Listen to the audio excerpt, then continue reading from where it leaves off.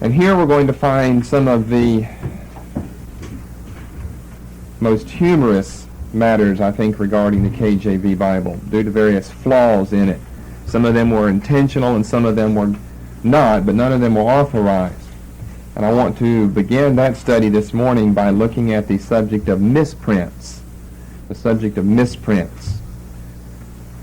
And you'll need your Bible with you, your KJV, so we can do a lot of turning to these passages.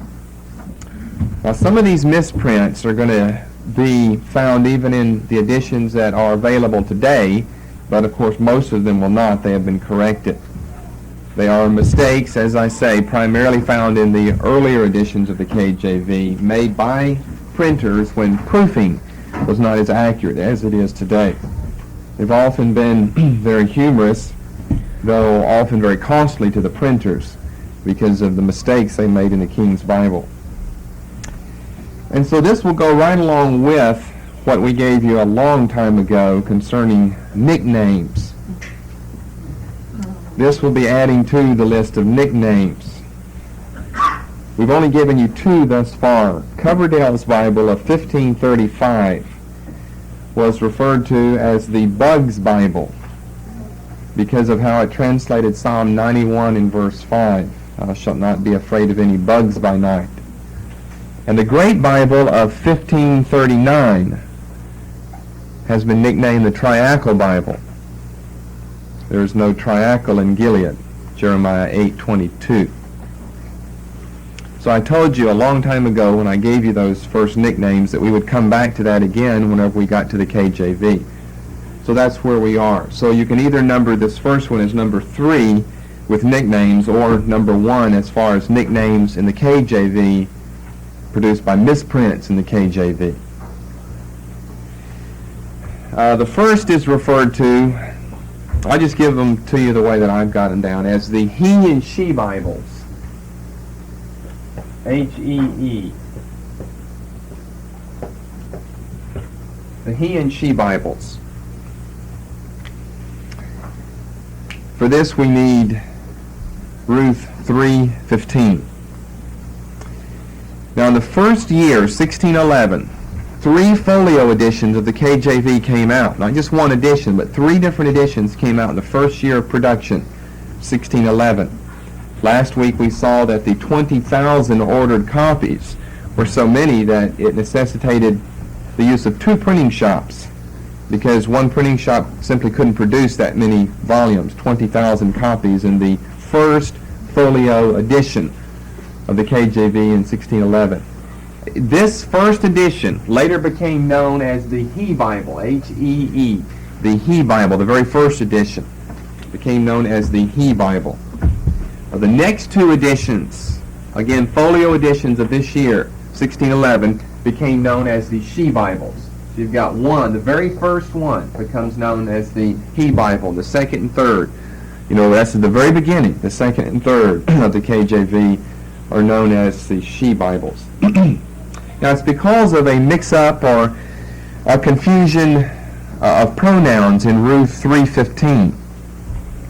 Now the background is that Naomi has sent Ruth to Boaz at night after he has finished his chores in the field, and he is laying out by the threshing rock to protect the grain from thieves during the night. And she comes, verse 14, lay at his feet until the morning. She rose up before one could know another. And he said, let it not be known that a woman came unto the floor. And he said, bring the veil that thou hast upon thee, and hold it. And when she held it, he measured 6 measures of barley, and laid it on her, and she went into the city. And when she came to her mother-in-law, she said, who art thou, my daughter? And she told her all that the man had done unto her. Well, you see a lot of she's and he's pronouns. Which one was the mix-up? The last one of verse 15. Who was it that went into the city? Was it she or he that went into the city? The first KJV, and I think you'll find this, I believe, in your 1611 edition of the KJV. The first KJV has H-E-E. He went into the city. Then the second and third one both have she went into the city. And then all KJV since then have followed the pattern of the second edition in giving us she instead of the first edition of giving us he. And to show you the amount of confusion that still exists over that, the NIV in Ruth 3:15, then he went back to town. Then they have a footnote, most Hebrew manuscripts give he. Many Hebrew manuscripts, the Vulgate and the Syriac translations, give she. So it seems to be one of those areas that's almost impossible if we're going to base it on manuscripts to conclusively decide should the pronoun be he or she. The she one is the one that makes all the sense in the world, because Boaz is out there at night by the threshing floor, or really the threshing rock there. Ruth goes out to him, does her business with him during that night. They make this contract for marriage, more or less, and then returns to her mother-in-law. We've got her going out earlier in this chapter. We have her returning in verse 16. So it would make all the sense in the world that the pronoun would be she, that she went back to the city. But yet NIV gives us he, because most Hebrew manuscripts do have he. Some have she, most have he. So I don't know what to say about it. I'm going to leave mine she. I don't think it makes a whole lot of difference. Both of them end up back in the city by the next morning, let's say. Who was the first one back there? It seems to me that logistics would say that it was Ruth and not Boaz. But your NIV is going to give you he, following the first edition of the KJV, not really following it, but they're the same. And the second edition in the KJVs that we have since then will give us the pronoun she. So the first nicknames, the he and she Bibles, confusion over Ruth 3:15. Number two then, if you'll turn to Exodus 20 and verse 14, this is known as the Wicked Bible. Exodus 20 and 14, the Wicked Bible of 1631. So we're just talking about later editions now. We're going to go right chronologically down through the centuries of various editions of the KJV. And printing mistakes, misprints that are found. Printing mistakes and the nickname that was adopted as a result of the printing mistake. Exodus 20 and verse 14 in this Bible of 1631, if you're there with me, reads as follows: thou shalt commit adultery. They left out the all-important word not. And for this, the king's printers were fined 300 pounds by the Archbishop of Canterbury. Can you imagine? See, thankfully, proofing of manuscripts and proofing of work is much more accurate today than it was in those days. Of course, this is one that would be so obvious that you would recognize, you could supply it. But it would really stand out as you would read along: thou shalt not kill, thou shalt commit adultery, thou shalt not steal, thou shalt not bear false witness. So it was named the Wicked Bible. Then number three, if you turn to 1 Corinthians 6:9. Most of these have been corrected. Some of them haven't. We'll see one that hasn't later. 1 Corinthians 6:9, the Unrighteous Bible of 1653. These are little tidbits that are rather humorous when you think about them. These poor printers fined 300 pounds because they left out that one word, but that was a word that was very important in that command. The Unrighteous Bible of 1653 on 1 Corinthians 6:9. Now it's very similar to the second example we just gave you, the Wicked Bible. It reads, know ye not that the unrighteous shall inherit the kingdom of God? They again leave out the important negative, not. Know ye not that the righteous shall inherit, the unrighteous shall inherit the kingdom of God?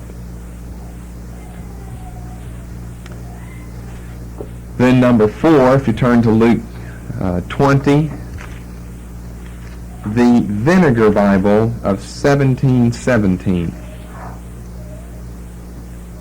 The Vinegar Bible of 1717. Based on a page heading describing a parable that Jesus gives beginning in verse 9. This is an Oxford edition that comes out in this year, And instead of having what it should have had as a page heading, the parable of the vineyard, it was a misprint, and they had the parable of vinegar. It was the work of John Baskett, B-A-S-K-E-T-T, John Baskett. It was a big Bible with large type and lavish illustrations. But because it contained so many printer's mistakes, it was called after that a basket full of printer's errors. Of course, a play on the printer's name himself. Luke 20. 9, a certain man planted a vineyard. Should have been titled, the parable of the vineyard, but instead they gave the parable of vinegar. Then the next one's a very unusual one for 1 Kings 1:21. This came out in the late 1700s, and it was nicknamed the Dagger Bible, D-A-G-G-E-R, like a knife, the Dagger Bible, late 1700s, on 1 Kings 1:21. This was an early American edition done in Philadelphia by Jesper Harding.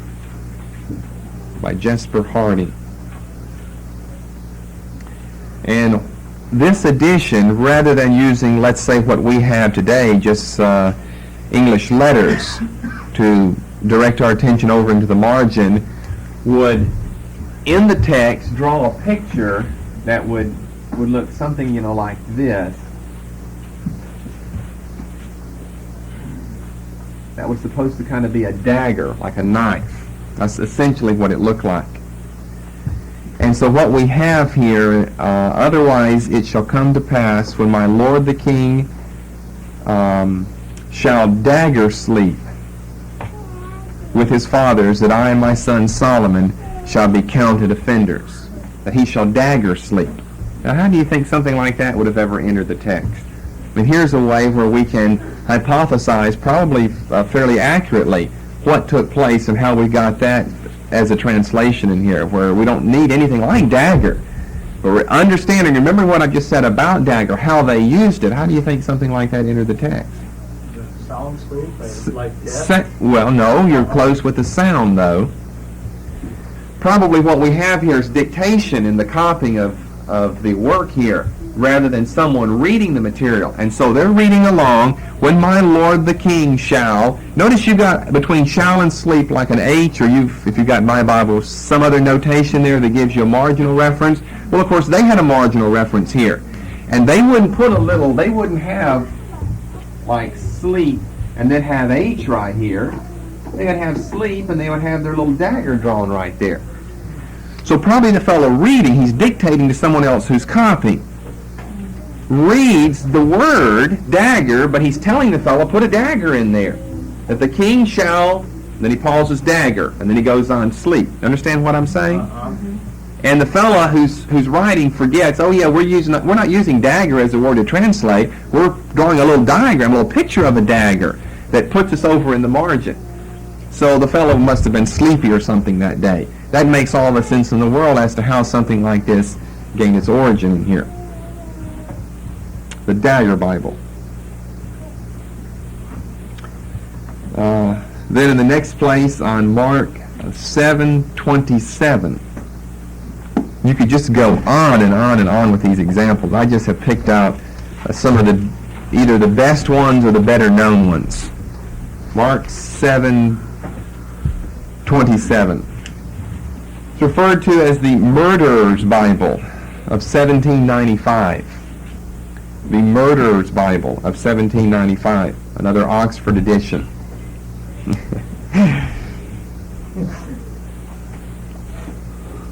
That drops the letter F in favor of the letter K. But Jesus said unto her, let the children first be killed, for it's not meet to take the children's bread and to cast it unto dogs. Let the children first be killed. Just a slight slip in your ability to read and put down what you're reading. They drop the F. An F could look like a K. Look in your Bible, the way it's attached to the I there, it could look like a K. So what we need, I mean, everyone makes mistakes like that. Let the children first be killed. But we've got to have a proofreader that comes along and spots all of those things and corrects them. And they certainly, over the years, have been deficient in that area. So the Murderer's Bible of 1795. Then in the next place, we have again the Murderer's Bible. There have been many Murderer's Bible, people accidentally getting killed in Scripture.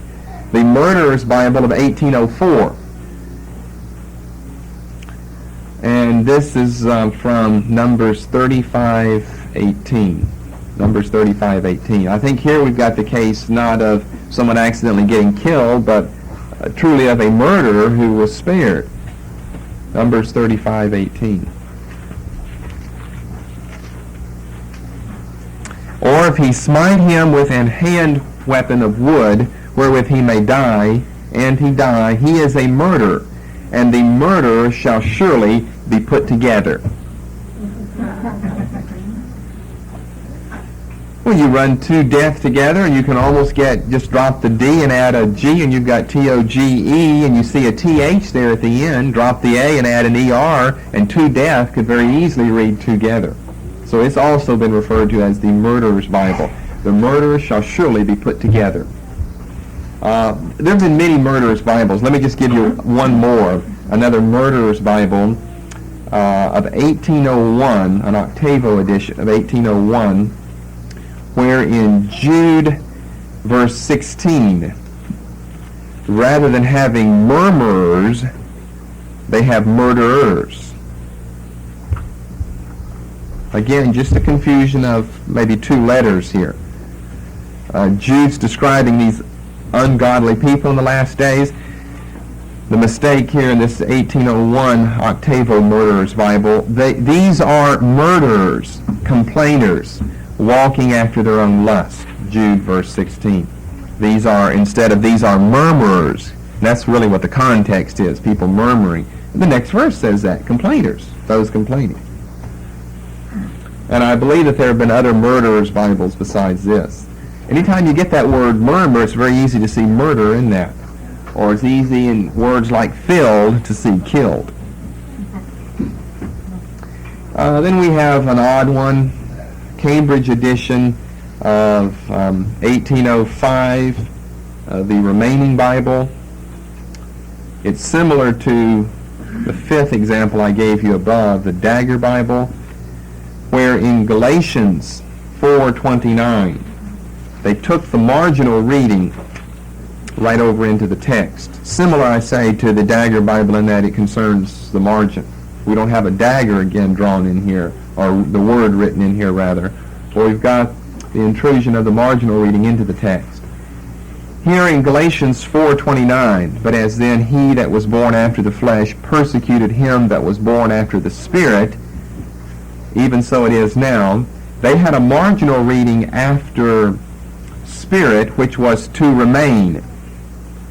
And the to remain was the marginal reading for that last phrase, even so it is now. Like to remain, even so it is now. It remains down to this time. But rather than letting it be a marginal reading substituting for that last phrase, just as people read, they simply brought the phrase to remain and stuck it between the words Spirit and even. So that you have this sentence that doesn't make sense. But as then he that was born after the flesh persecuted him that was born after the Spirit, to remain, even so it is now. To remain was stuck between Spirit and even because it was a marginal reading. An 1805 Cambridge edition. And the same mistake was repeated in an 1806 edition and an 1819 edition.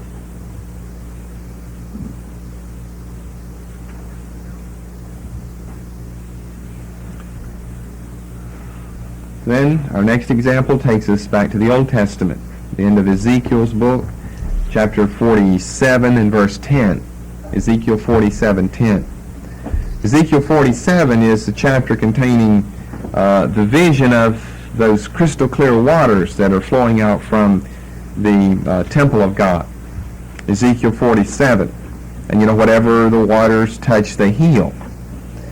And so we have this prophecy in verse 10 And it shall come to pass that the fishers, that is, men who fish, the fishers shall stand up on it from En-gedi, even unto En-eglaim, and there shall be a place to spread forth their nets, and so forth. And so this 1806 Bible is referred to as the Fish Bible, because instead of the fishers standing up spreading their nets, we have the fishes. They just drop the R at the end of the word. The fishes are standing up, spreading their nets, catching fellow fish. Ezekiel 47:10, the Fish Bible of 1806. And it shall come to pass that the fishes shall stand up together. That would be a miracle of healing water. Turn fish into fishers. It was repeated in 1813 edition and an 1823 edition.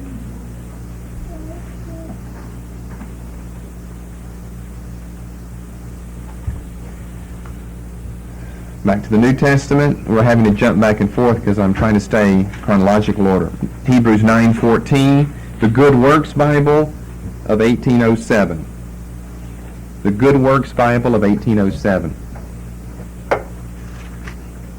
Hebrews 9:14 has good works instead of dead works. How much more shall the blood of Christ, who through the eternal Spirit offered himself without spot to God, purge your conscience from good works to serve the living God. Probably saw with those, notice the two appearances of the word God there. God and God, especially if those happen to be right over each other, but then the word in between was dead works. Then as you're looking at those gods, you see all those O's there. And so you change dead into good works to serve the living God. Another example, Luke 14:26, the Wife Haters Bible of 1810. Luke 14:26, the Wife Haters Bible of 1810.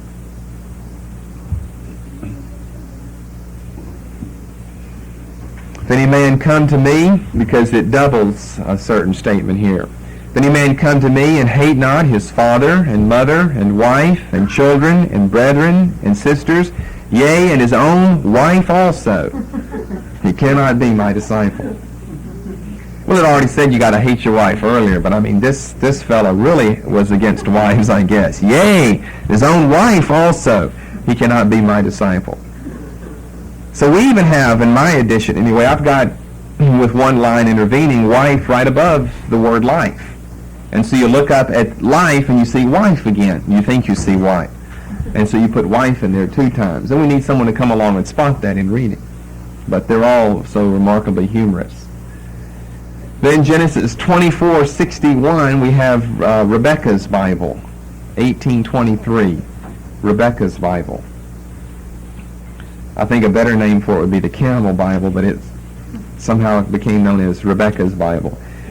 The story is about Rebecca, but the confusion of words concerns camels and damsels. I was right. Genesis 24:61. You got camels marrying men, or what do we have here? Well, not something quite that bad, but we've got, well, you'll see when you get there. 24:61. Of course, what they do here is they substitute the word camels for the word damsels.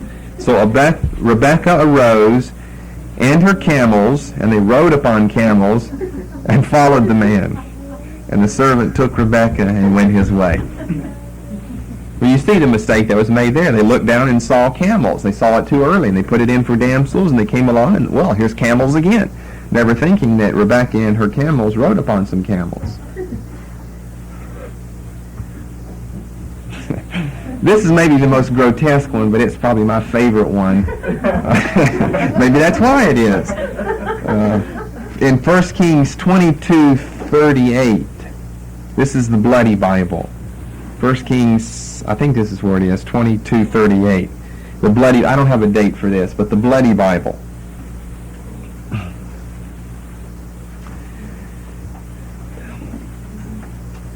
Now here the king of Israel has died. So the king died and was brought to Samaria, and they buried the king in Samaria.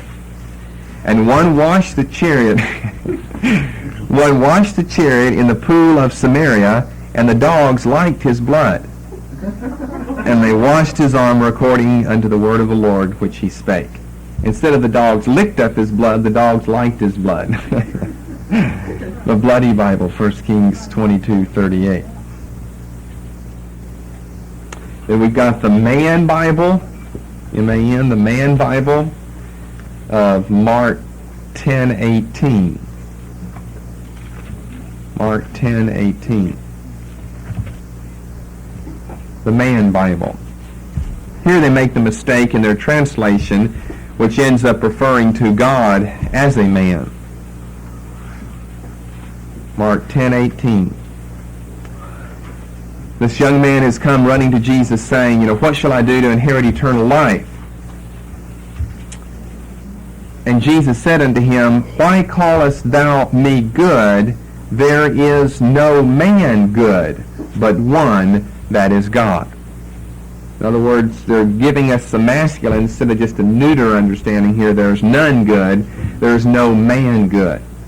Well, you say there's not much difference between there is no man or there's none good, because what else could none refer to but other people? There's none good but one, that's God. But when you put man in there, it's just too blatant. It's too obvious. It's too blatant. It's not buried or hidden. It's right on the surface that somehow God is being spoken of as a man. And we have another one that I think I mentioned in other teachings that has, for some strange reason, persisted down to this day. Even when all the textual critics are saying no and the translators are saying no, for some strange reason, modern day publishers of the KJV, they know that it's wrong. But it has become so ingrained in just the way we talk. It's an example, an idiom that we use in everyday speech, that they refuse to go back and correct it. And it was not a mistranslation. It was simply a misprint. And this is in Matthew 23 and 24. Ye blind guides which strain at a gnat and swallow a camel. And people who don't know any better read along, and they've read that before, and they can't seem to make any sense out of that. How do you strain at a gnat? But of course the word was strain out a gnat. You strain out things from drink. And of course he's using great hyperbole here. Blind guides, you strain out a gnat. Ceremonially, you wouldn't want to eat a gnat, which was technically, Levitically unclean in the Old Testament, because that might defile you somehow. But yet you're willing to swallow a camel. You'll do everything else according to the tradition of the elders that makes you violate God's word. So you probably already have at marked out for the word out. And that's what should be there. And it's not a question of translation. It was simply a misprint way back in the very early editions of the KJV. And it's been maintained ever since then. And why modern publishers won't be honest and true and change that, well, the only way I can explain that is that this has passed down into ordinary English speech now. We talk about straining at a gnat and swallowing a camel. And so they hate to tamper with that because it's going to change modern current English idiom. But that, again, owes itself to a misprint and not to a mistranslation. We'll look at mistranslations later. These are all misprints here. And so finally, it's no wonder that in a 1702 work of Cotton Mather, famous Puritan English writer, the 1702 work on Psalm 119, I'll have to check the verse. I'm guessing that it's 161. Yeah, it's 161. He complained about all the scandalous errors of the press work in the KJV. And as his selection of proof, he chose this verse, Psalm 119, 161, which I'll put most of it up here for you. And I'll let you fill in the other word. Remember what he's complaining about, the scandalous errors of the press work.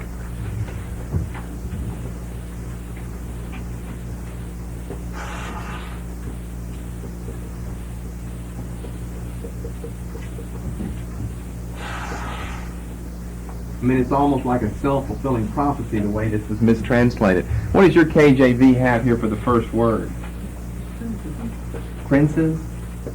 What do you think ended up in this Bible?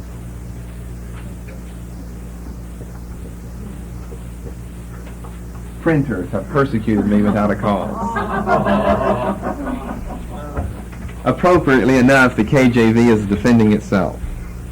Printers have persecuted me without a cause. Now, true, that has been down through history with all of these humorous examples. Now, as I say, thankfully, all these have been corrected. No longer is it scriptural to commit adultery or to kill little children. But we still have this business of the at and the out of Matthew 23:24. That's the only one that I'm familiar with. Now, I could be deficient in knowledge here. That's the only one I'm familiar with that was a misprint. There are many mistranslations and strange words and so forth. That's the only misprint that I know that is still current in your modern editions of the KJV. Thankfully, we have better proofreaders today, better process of proofing. Everything has been corrected. This one is known by printers today in Matthew 23:24 to be a mistake. But yet, as I say, because it's English idiom, they allow it to continue. Straining at a gnat and swallowing a camel. So I like this one. Maybe this is better than the dogs liked his blood. Printers have persecuted me without a cause, said the KJV. And of course that whole chapter, Psalm 119, is about the Word, the Bible. So Cotton Mather saw this as very appropriate here, that of all things they would put printers in. The printers themselves have a misprint here. And the KJV through their own shabby work, defends itself. Over the centuries, other curiosities have appeared in the KJV. These are not misprints. We're going beyond that now. Other curiosities. For instance, in 1670, just a little over half a century after the work was originally published, in 1670, the Thumb Bible was printed. The Thumb Bible was printed. It's a remarkable printing accomplishment of that day. It was a tiny thing, the whole Bible, of 1 cubic inch, referred to as the Thumb Bible. You know what a cubit is? An inch by an inch by an inch that had the Bible. It's almost like microfilm, it would sound like to me.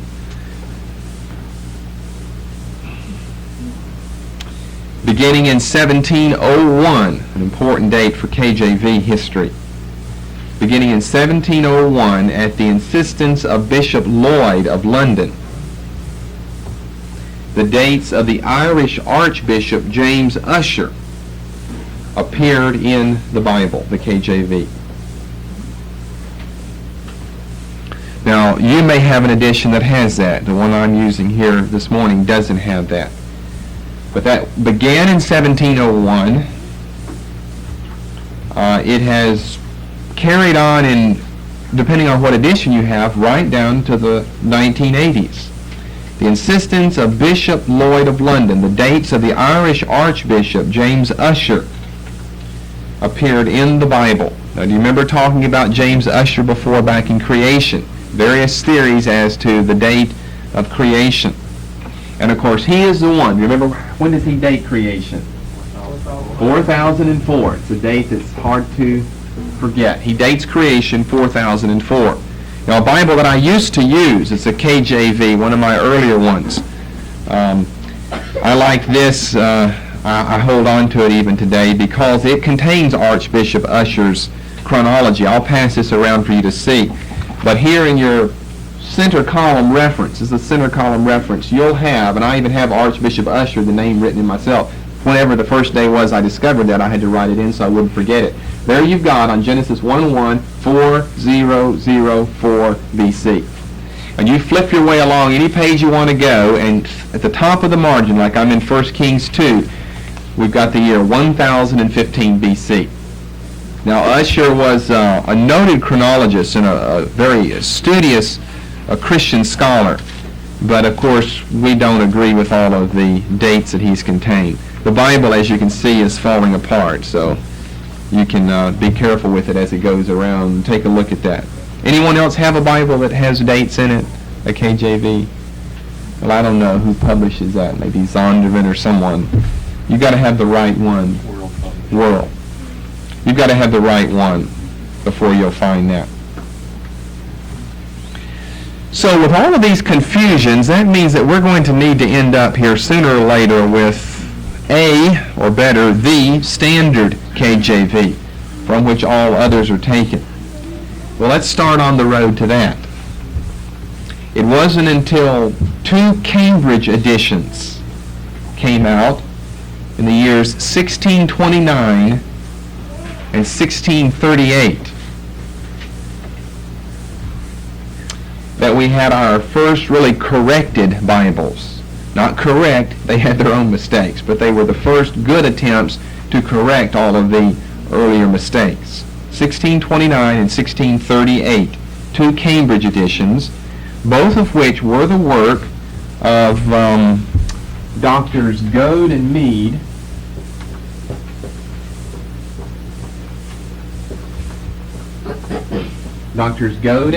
as well as John Boyce and Samuel Ward. You'll recognize those last 2 names as actual translators of the KJV. These men weren't Goad and Mead, but they were professors at Cambridge. These 4 men, Doctors Goad and Mead, John Boyce, Samuel Ward, 2 KJV translators, 1629, 1638, give us 2, quote, corrected, end of quote, editions of the KJV. But we'll even have something bad to say about the last and better of these, 1638 edition. We'll have something bad to say about that later on. Then after that, a more standard, I would call it a standard instead of the standard. A standard edition came out in 1762. A standard edition came out in 1762 by Thomas Paris of Trinity College.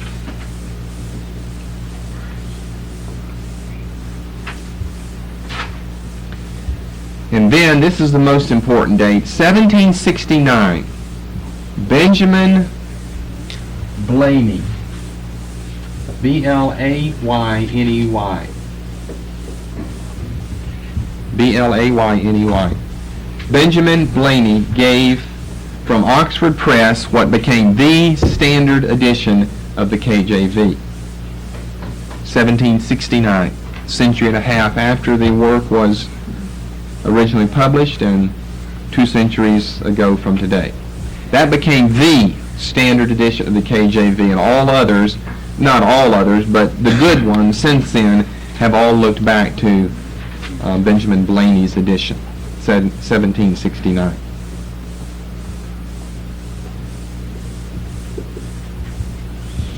Okay, we've got a little time left, I believe. Let's go beyond misprints to well, let's see what the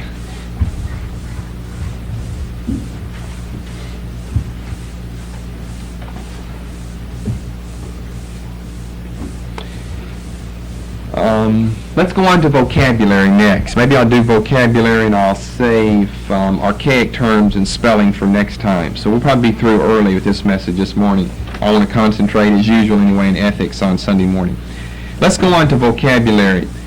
And this is something that's what you're still going to find in the KJV. Maybe I should start by asking you a question. Have any of you, as you've read along in the KJV, have you ever come across any words that were new to your vocabulary that you didn't know the definition to? Can you remember any of those? Okay, propitiation. Okay, I wasn't even thinking of all those big theological terms. But fine. What are other ones you thought of that you didn't know that was new to your vocabulary? You're saying that you have come across words before that you didn't know what they meant? It's interesting how you can gain somewhat of an English education from the KJV. It does use a great variety of words, many of them in the est and eth form, listeth or listest or something. But what about words not like that, words that some of them we still use in English today, but that are just words that you don't normally use in English today? Sucker is one of them. Okay, sucker. There's one. All right, that's Hebrews chapter 2. The last verse in Hebrews chapter 2. Vittles. Oh, that's a good one. That's a very good one. Now you're thinking. You keep thinking of some, and whatever you don't give me that I've got on my list here, then we'll go over this and see if... I'm not going to try to give you all the definitions. I'm going to tell you where most of these are found. I don't even have a note where that one's found. I know it's in Proverbs, but I'll let you discover the definition yourself. So we've got sucker. What was yours? Oh, victuals. How do you spell victuals? No, don't spell. You know, because you probably have looked it up now. Someone else. All right. Is this how you spell it? That's how it's spelled. Yes, that's it right there. Now, I've never forgotten that word for two reasons. One, the Beverly Hillbillies. Of course, I didn't know how to spell it. I always heard it on that show when I was a boy. Two, my former pastor, every time he saw this word, he pronounced it victuals. He had no idea what the word was, but it looks like victual to me there. But for some reason, it was an E for him. He was from East Texas. Maybe that influenced his E's and I's. But he'd be reading along, and they got their goods and their victuals. And my mother and I would be sitting in church, and we'd look at each other, wanting all the time to correct his pronunciation, because I'm sure he didn't know how to pronounce the word. That's obvious. It's victuals. And he had no idea what the word was. They just carried victuals around with them. Of course, that's an old word for food. Granny always talked about victuals. But this is the way you're going to find it spelled. Am I not correct there? You might spell it a different way, but this is what you'll find. Now, I don't remember my first hacking across that term in the KJV, but I'm sure there was a first. Some of the words I remember, the first time I saw them, I didn't know what they meant. I'm sure there was a first here. And whenever I found out that it was pronounced victuals, oh, you're talking about victuals, Granny's victuals. I didn't know that's the way you'd spell victuals. That looks like victuals to me there. Okay, what's something else? Another word. Wanton. Wanton. Okay, how do you spell that?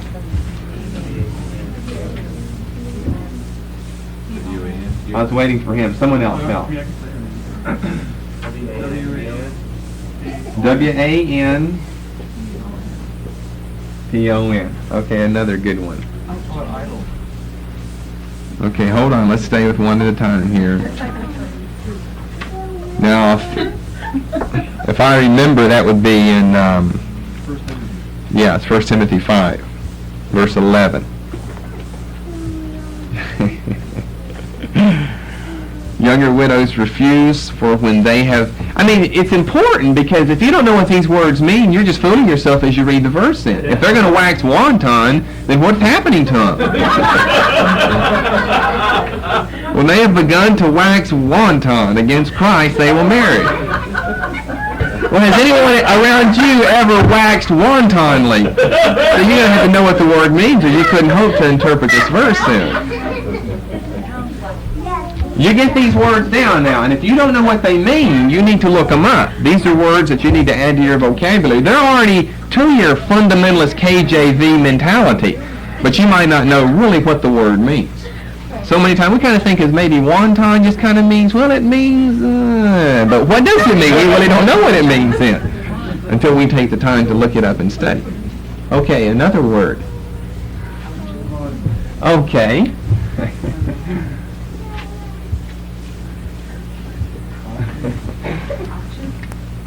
Where is that found? Well, you're not supposed to say either. They've been reading in our study. They know where it's found. Well, where is that found? What in the world is that? It's not when you get an owie. It's not one of those.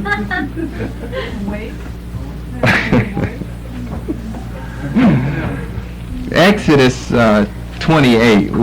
You just get back somewhere in that vicinity and start looking with the tabernacle, and you'll find it.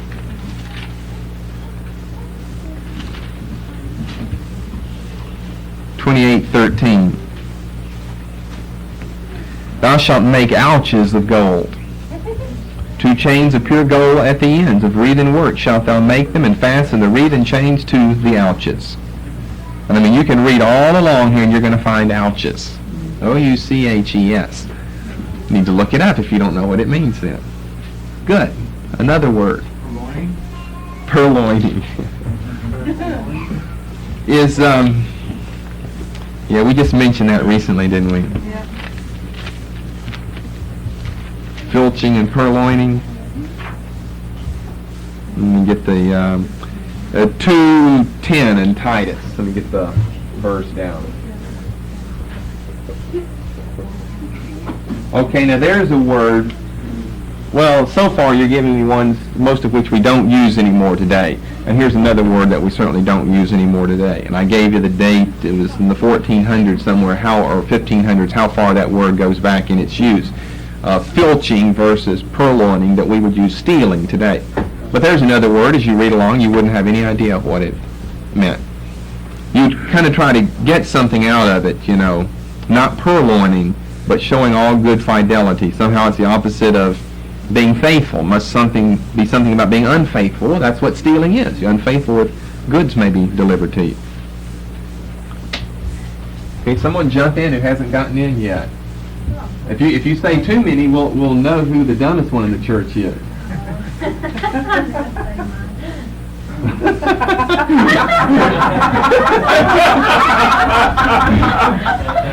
mean, if you say a whole bunch of them, that means when you first read the Bible, you didn't know what any of these words meant. That's all right, though. Now we know what they mean.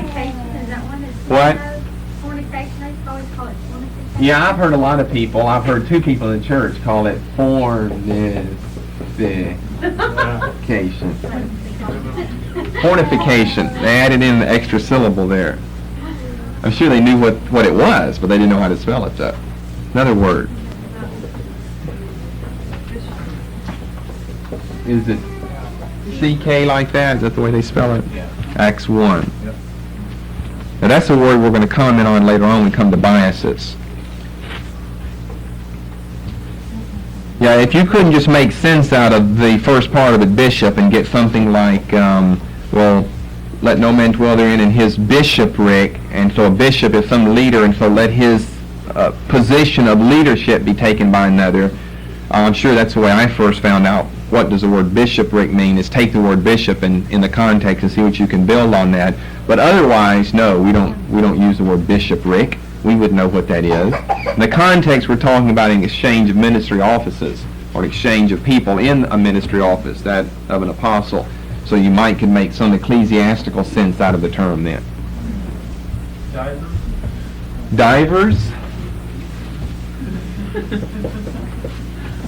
I guess so. You think of a swimming pool with that. Hope it's a place name. Okay, let's look for, I hope that's found in the context with another one over here, and, oh no, that was my wanton, this one again, that's Romans 13. There's another one I thought some of you might get over there. Yeah, you'll have to go into maybe some of the epistles. Some of you found it in Galatians, what? 5:19.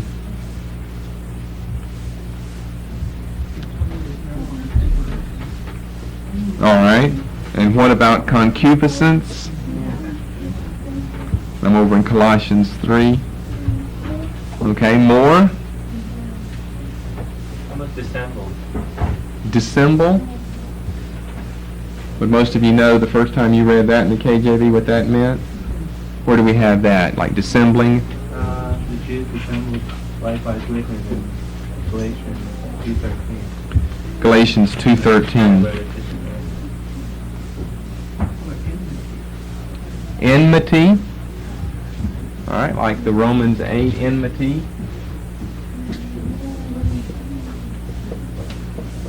You would know what that word meant? Most of you know what these words mean now that we're talking about? I bet you couldn't give definitions of things like lasciviousness and concupiscence, though. You probably couldn't. Sister? They're standard, like the numbers where you put them on, they're standard. Oh, okay. All right. So we're talking about something slightly different. We're talking about a word that we obviously know the word, standard, but how is it being used here?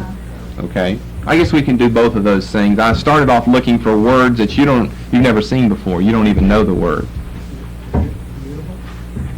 Immutable, like in Hebrews 6.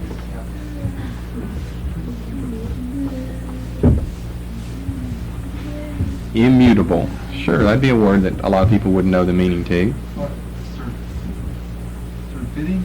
Surfeiting. Surfeiting, overcharged with surfeiting. Overcharged in Luke's gospel.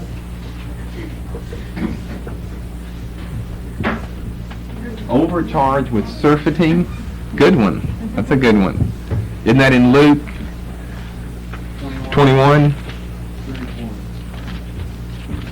34. Luke 21:34. Yeah, I like that verse. Take heed to yourself, lest at any time your hearts be overcharged with surfeiting.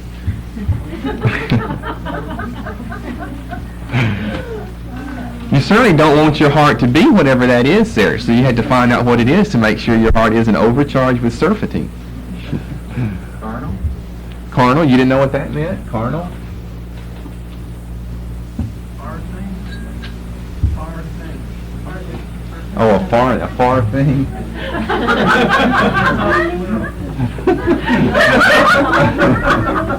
What's the far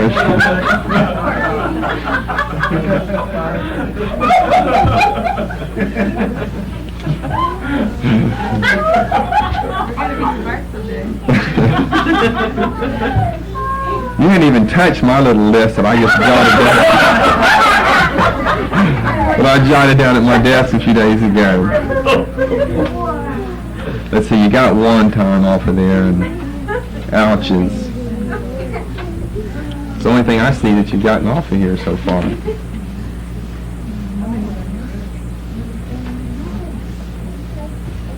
I've still got about 20 more right here. Those are just ones that I jotted down. Here's the ones you dummies are jotting down.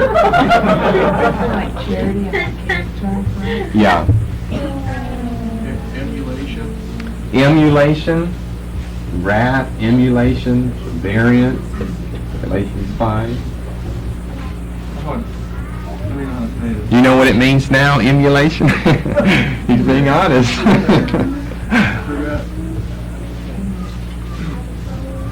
Paul, you know what a far thing is?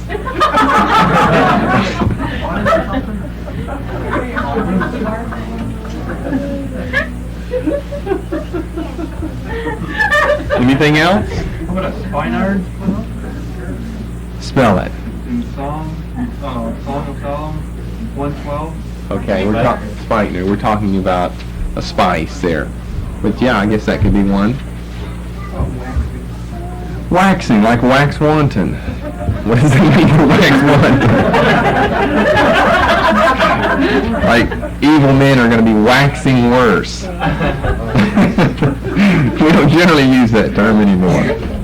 It's funny if you. I'm trying to point out another thing to you how controlled your language is. Because as soon as you get in a religious conversation, you start talking about wanton and chaste and waxing. You don't normally use those terms. You wouldn't use it in a college English paper or something. But when you get in a religious conversation with other people, out pops your biblical heritage, the Bible that you've been brought up on, and you throw these words about that lascivious person or he's involved in concupiscence, and you don't even know what you're talking about. But you throw those words around all the time, though.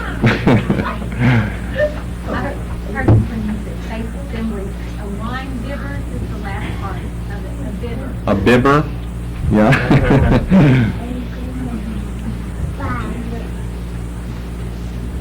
Let me list some more down here. Some of these they fit in two different categories. You can interrupt me if you think of anything else. Some words used in a different context, different sense than we would be familiar, and some words that you probably just don't use. Like in Romans 13:13, chambering. Remember that phrase over there? Paul talks about, don't live as those in the night with, let us walk honestly in the day, not in rioting and drunkenness, not in chambering and wantonness, not in strife and envy. Romans 13:13. In Isaiah, and you find this many times, Isaiah 52:12. Well, I'll let you see it here, because I think the first time I ever saw this, I probably misread it and thought that they had a misprint here. I'd never heard of it referred to this way. And of course, it means something entirely different than what I was thinking. What about Isaiah 52:12? Read through it and get to the last word there. Your reward. I'm sure I thought it was reward. The Lord will be your reward. He's oftentimes spoken of in the Old Testament, in Isaiah's prophecy particularly, as our rear Lord. What about the term in Exodus 28:32? You can get a lot of these words out of the building narrative there with the tabernacle. Exodus 28:32. And I'll just list some other words that are found here in this context. What do you find unusual there in that? What would you not know maybe what it is? A habergeon. You know what a habergeon is?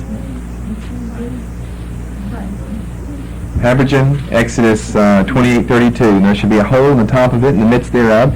It shall have a binding of woven work round about the whole of it, as it were the whole of an habergeon, that it be not rent.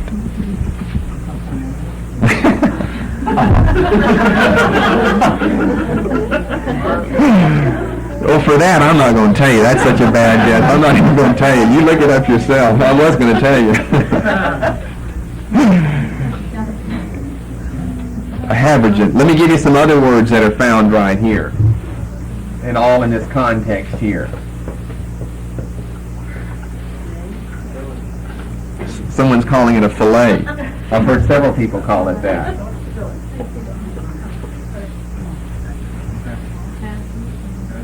And what are tashes? What are these things? When they're used in the context of the building of the tabernacle, you'll find all of these words. You'll find your habergeon word here too. What was the other word I was thinking of here? Oh yeah, this word. You find a whole lot of this.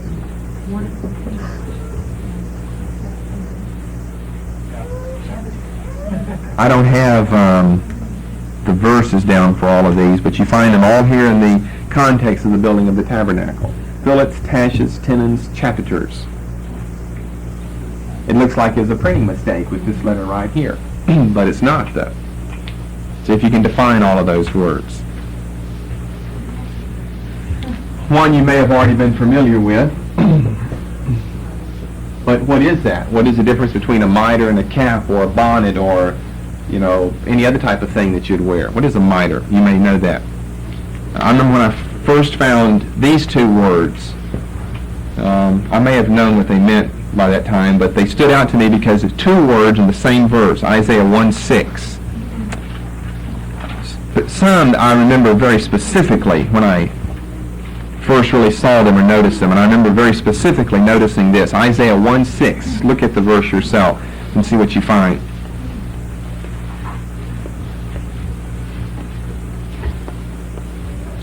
You know what those words mean? Isaiah chapter 1, verse 6.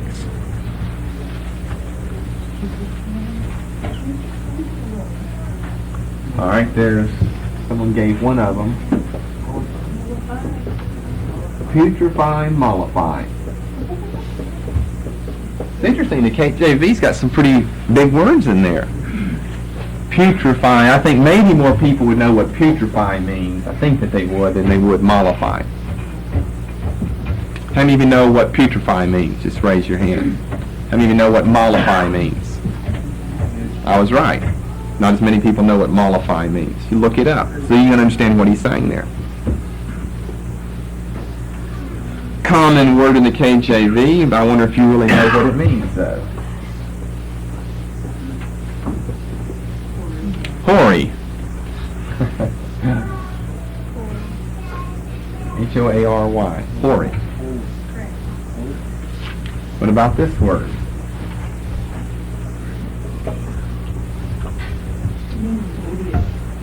Odious. What about this word? We got mitre. How about niter?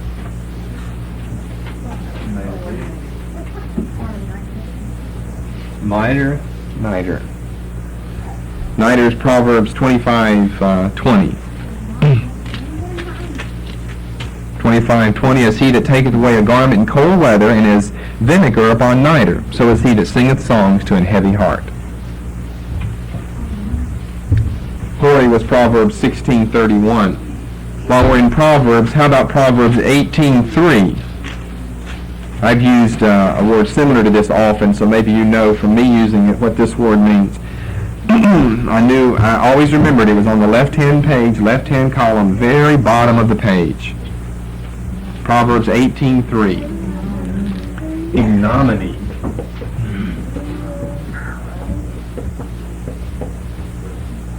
I've used it an ignominious failure. What's ignominy mean? 2 Corinthians 9:1. I'm sure more of you would know what this means since maybe some of the other words we've looked at. 2 Corinthians 9:1. Take a look at that. Superfluous.